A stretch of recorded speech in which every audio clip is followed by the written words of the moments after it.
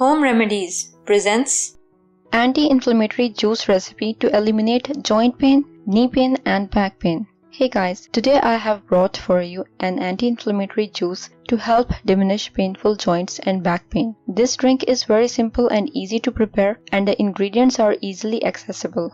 It is the best ally for relaxing and detoxifying the body, and it is made from 6 superfoods of nature. Let's see how to make it. Anti-inflammatory juice recipe. The recipe is to prepare 1 glass of the anti-inflammatory green juice. Ingredients: 1 cucumber, 1 ginger, 1 green apple, 1 lemon, 2 celery stalks, 9 stalks of asparagus.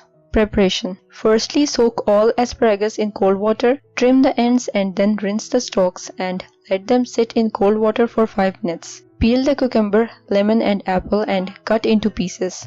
Put everything in the blender along with ginger and celery.